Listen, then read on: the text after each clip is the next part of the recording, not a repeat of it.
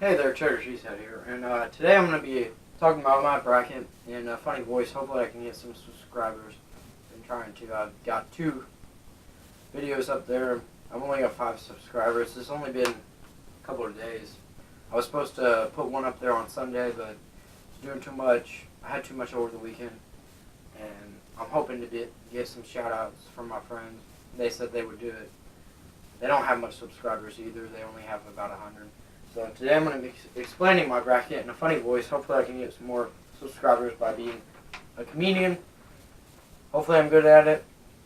I know a lot of you already have a broken bracket. Mine's pretty broken anyway, but I'm not going to throw it away.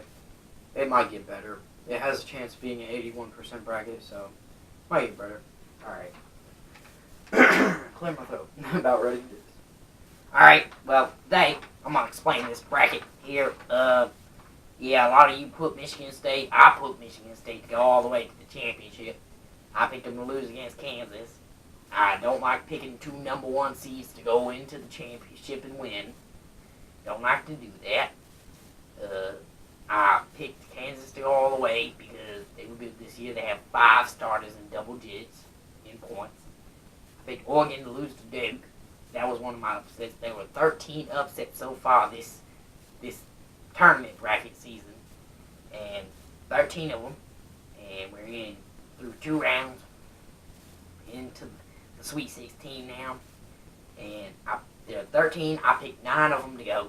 That was the Purdue, the Butler, the Wisconsin to beat Xavier, the Stephen F. Austin. I predicted that. The Providence. Yeah, I predicted that. Hawaii. I thought Hawaii was a good team. I didn't predict Wichita State. I did not like Wichita State. I thought they would lose. Let's see here. I thought Temple would beat Iowa. That didn't happen. I did pick Yale. Yale's never been for quite a while in the tournament. I think this is the first year they've been in the tournament in their school history, so they gotta make it count. Even though they lost against Duke, that was predictable. I picked that one. I picked the Northern Iowa because I saw them play Evansville. That's where I live. I do not like Evansville Aces, but I do watch them occasionally. I like IU, and I picked IU to beat Kentucky. That's another upset I picked. And other than that, I did not pick Middle Tennessee. I did not put Syracuse, but I got a lot of them. 9 out of 13. Now, if you're filling out a bracket, I would not fill out all the same brackets, like all the same general idea. I would pick the team you think you're going to win, and I do that, and I pick at least 10 upsets by the Sweet 16. Not including the Sweet 16, just the first 2 rounds. The round of 64 and the round of 32. I pick at least 10 upsets. I picked 9. I did not know that you had to pick 10. I looked at past history. Most of the time there's over 10. I'm still learning. My 3rd year filling out brackets. Actually, no, it's my 4th year. 4th year filling out brackets. You do kind of want to have 1 or 2 number 1 seeds in the Final 4. Depends what year it's been. I put 2 this year because it's been kind of upset, like kind of not. You do want a 2 seed to go at least to, I'd say at least the Elite 8. This year I have Villanova going there. But I don't know. Pick something. You would also need to have more than number 1 seed than 2 number 1 seeds, or like to make it past the Sweet 16. Because I had all of them, and all of them went to the Sweet 16. A lot of times they do. Now in the Final 4, have at least 2 seeds under 1. I had a 2 and a 3 seed. I would recommend maybe a 4. Depending on how the 4 seeds are. And then if you go to the Elite 8, have something at the 6 or 5 or even a 7. Because that can happen. Now this year I did not pick a 10 seed or lower to go to the Sweet 16. I would recommend that too. Syracuse is the one this year. And we've had Wichita State do it, which was a 9 seed. And they also been lower than that. I had Florida Gulf Coast do it at a 14 seed. It's very possible. You just have to do your scouting. I would recommend you scout all 64 teams before you pick. ESPN does this nice organization thing that they do several websites, several links to scout your teams if you're real serious about this. Now, over the years, I've had as low as the 45% bracket, but I've also had as high as 90. I had a 90 last year. Now, unfortunately, that's not even close to what the highest was, which was 100%. Now, if you're doing ESPN, you're most likely not going to win it. So, unless you're with a group that you are going to win something, like you do with your friends or something, then do that. You're most likely not going to win anything if you don't join a group. I have all mine joining groups. I have joining groups with my friends, something like that. You place a bet, like, oh, I'm going to win. I get this big old trophy, something like that. Well, that's what you do.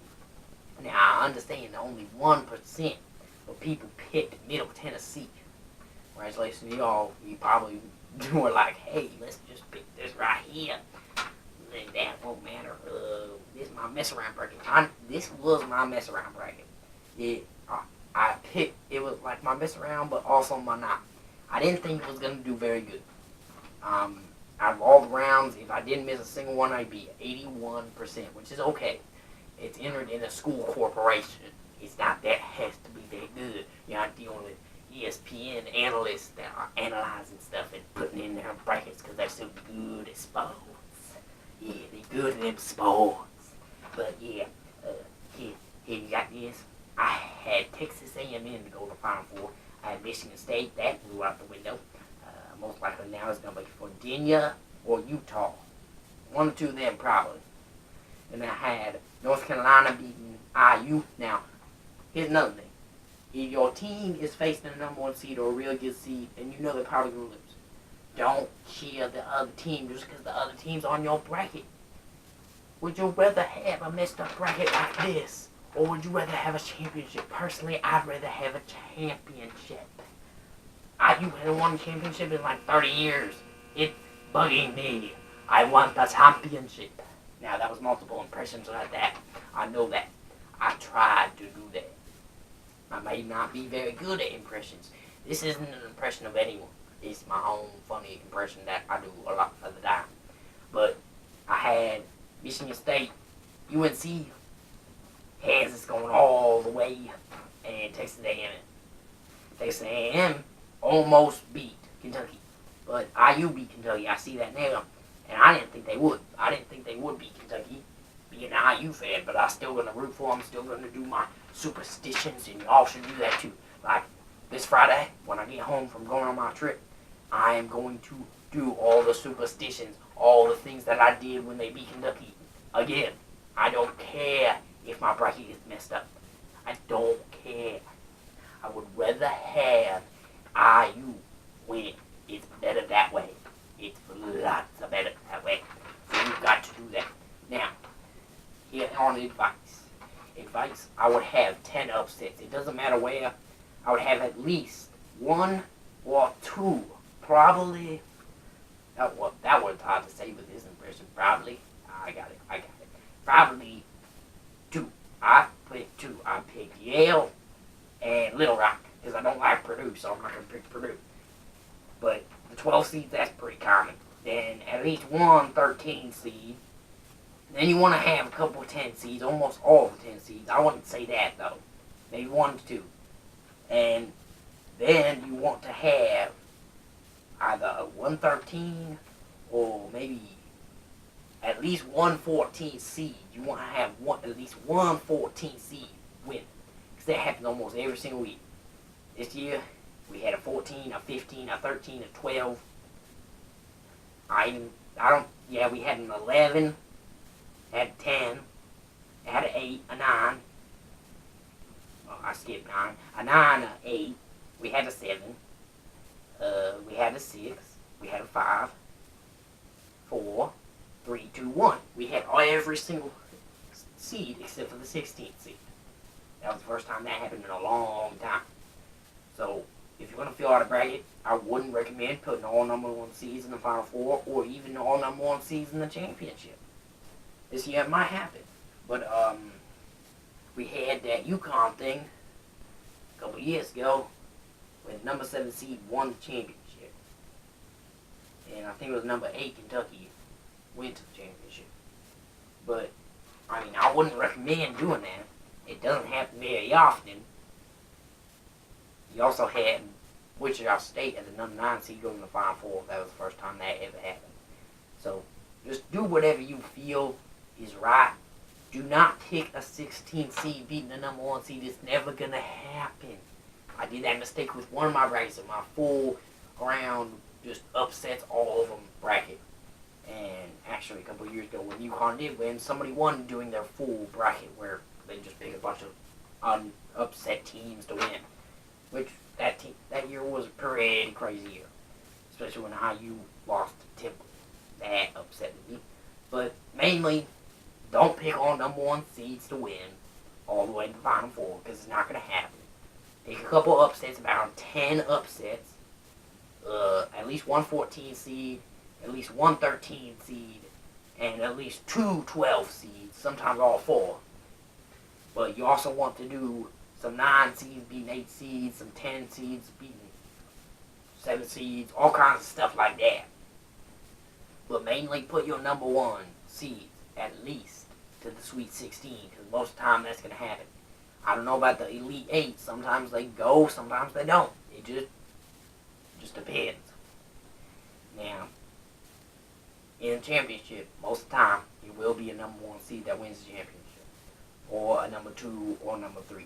Rarely is it a 4, a 5, or a 6. So don't do those numbers.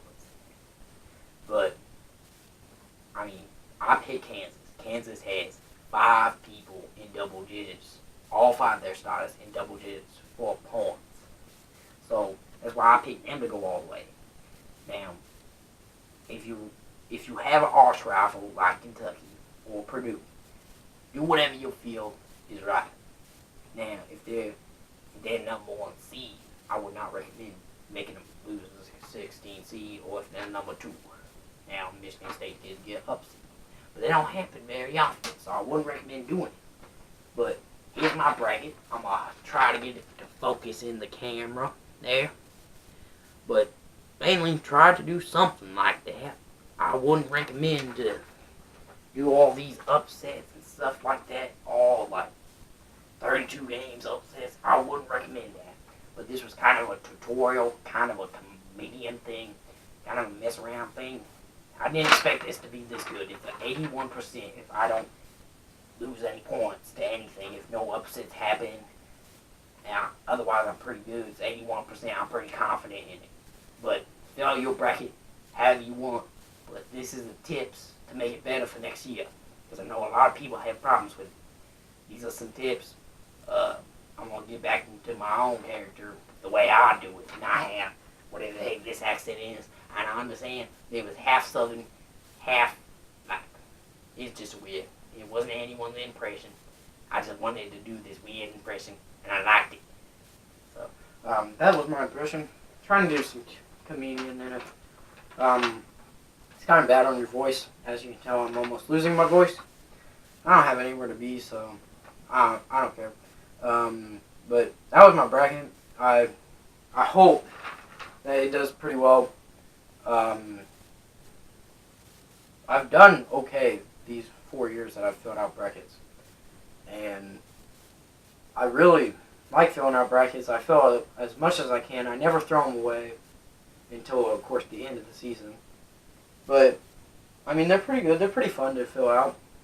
I like doing it. I'll have a mess around bracket where I'll pick my team to go all the way no matter what seed they are, and then I'll have my little upset bracket where I do that. But that's just one bracket. Don't do all your brackets like that. Don't do the only one that you fill out like that. Like this was the only one I could fill out for my contest that I'm in. I'm not going to pick an upset, or I'm not going to pick my team to go all the way. I'm going to do the smartest thing that I think I can do. And I just told you those tips. Now, if you can understand them, hopefully you can. I tried to do it in an accent to where it'd be funny, but yeah, you could understand it. And don't forget to subscribe for more content. View the links in the description. And don't forget, finally, to keep it cheap.